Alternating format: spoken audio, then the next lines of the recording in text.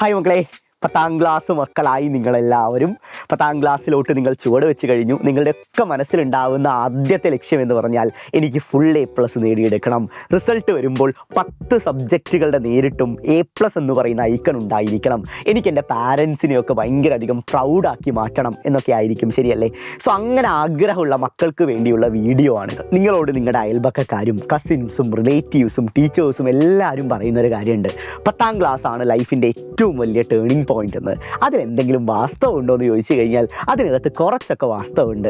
കാരണം 10ാം ക്ലാസ്സിൽ നിങ്ങൾ നേടിയെടുക്കുന്ന മാർക്കിൻ്റെ അടിസ്ഥാനത്തിലാണ് +1 +2 നിങ്ങൾ ഏത് സബ്ജക്റ്റ് ചൂസ് ചെയ്യണം എന്ന് തീരുമാനിക്കപ്പെടുന്നത്. ചിലർക്ക് ഭാവിയിൽ ഒരു ഡോക്ടർ ആവണം, എഞ്ചിനീയർ ആവണം, അല്ലെങ്കിൽ കൊമേഴ്സ് ഫീൽഡിലോട്ട് പോകണം എന്നൊക്കെ ആഗ്രഹമുള്ള മക്കളുണ്ടാവും. സോ നിങ്ങൾ ആഗ്രഹിക്കുന്ന കോഴ്സ് നിങ്ങൾ ആഗ്രഹിക്കുന്ന സ്കൂളുകളിൽ പഠിക്കണമെങ്കിൽ 10ാം ക്ലാസ്സിൽ ഈ പറയുന്ന A+ൻ്റെ കിലുക്കം അനിവാര്യമാണ്.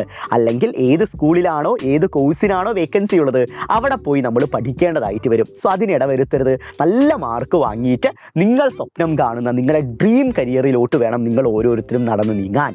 ഇനി 10ാം ക്ലാസ്സിലോട്ട് വരാം. 10ാം ക്ലാസ്സിൽ നിങ്ങൾക്ക് എല്ലാവർക്കും അറിയാം, സബ്ജക്റ്റുകളെ പറ്റിയൊക്കെ നിങ്ങൾക്ക് എല്ലാവർക്കും ധാരണയുണ്ടാവും. 9th പഠിച്ച അതേ സബ്ജക്റ്റുകൾ തന്നെയാണ്, മാറ്റമില്ല. പക്ഷേ ഫിസിക്സിലോട്ട് പെർട്ടിക്കുലർലി വരുന്ന സാഹചര്യത്തിൽ ഫിസിക്സിൽ 7 ചാപ്റ്റേഴ്സാണ് നിങ്ങൾക്ക് പഠിക്കാനുള്ളത്. 7ഉം നല്ല കൊമ്പൻ ചാപ്റ്റേഴ്സ് തന്നെയാണ്. നിങ്ങളുടെ സീനിയേഴ്സിനടുത്ത് ചോദിച്ചു കഴിഞ്ഞു വെച്ചാൽ അവരേറ്റവും കൂടുതൽ കുഴപ്പിച്ച ഒരു 3 സബ്ജക്റ്റുകൾ ഏതൊക്കെയാണെന്ന് ചോദിച്ചു കഴിഞ്ഞാൽ അതിൽ ഒരെണ്ണം ഉറപ്പായും ഫിസിക്സ് ആയിരിക്കും.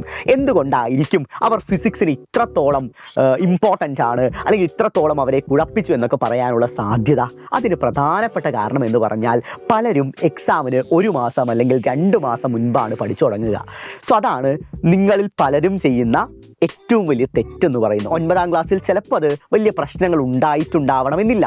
പക്ഷെ 10ാം ക്ലാസ്സിലോട്ട് വരുമ്പോൾ 10 സബ്ജക്റ്റുകൾക്കും വലിയ പ്രാധാന്യമുണ്ട്. അതിനാൽ തന്നെ ഈ ലാസ്റ്റ് മൊമെൻറ്റ് ഹറിബറി ആയിട്ടുള്ള പഠനം നിങ്ങളെ A+ന് വലിയൊരു തടസ്സമായി, വലിയൊരു ബാരിയറായിട്ട് വരാൻ സാധ്യതയുണ്ട്. സോ നിങ്ങൾ ചെയ്യേണ്ടത് ഒരേ ഒരു കാര്യം മാത്രമാണ്. ഒട്ടും അവസാനത്തിലോട്ട് മാറ്റിവെക്കേണ്ട, മറിച്ച് ഈ വെക്കേഷൻ പീരീഡിൽ തന്നെ പതിയെ കുറച്ച് കാര്യങ്ങൾ പഠിച്ചു തുടങ്ങുക.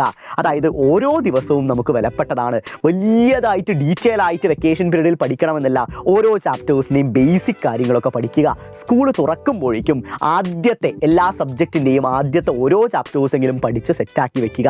അപ്പോൾ ടീച്ചർ 1ാമത്തെ ചാപ്റ്റർ ഇതാണ് എന്ന് പറഞ്ഞ് ഫസ്റ്റ് ടോപ്പിക് എഴുതുമ്പോൾ, ബോർഡിനകത്ത് എഴുതുമ്പോൾ എൻ്റെ മക്കൾക്ക് എല്ലാവർക്കും ആ ചാപ്റ്ററിനകത്തുള്ള മുഴുവൻ കാര്യങ്ങളും അതിൻ്റെ പ്രീവിയസ് ഇയർ ക്വസ്റ്റ്യൻസും ടോപ്പിക്കുകളും എല്ലാം തറവായിട്ടായിരിക്കും നിങ്ങൾ ആ ക്ലാസ് മുറിയിലോട്ട് കയറി ചെല്ലാൻ പോകുന്നത്, ശരിയല്ലേ? സോ അത് വേറൊരു ലെവൽ കോൺഫിഡൻസ് ആണ്. സോ ആ കോൺഫിഡൻസ് കിട്ടാൻ എന്താണ് മാർഗം എന്നായിരിക്കും നിങ്ങളുടെ മനസ്സിലുള്ള വലിയ ചോദ്യം. അതിനുള്ള ഏറ്റവും ബെസ്റ്റ് സൊല്യൂഷൻ എന്ന് പറഞ്ഞാൽ സൈലത്തിൻ്റെ അസ്ത്ര ബാച്ച് തന്നെയാണ്. ഈ വെക്കേഷൻ പീരീഡിൽ ഏപ്രിൽ മുതൽ നമ്മുടെ 10ാം ക്ലാസ്സിൻ്റെ ക്ലാസ്സുകൾ നമ്മൾ ആരംഭിക്കാൻ പോവുകയാണ്.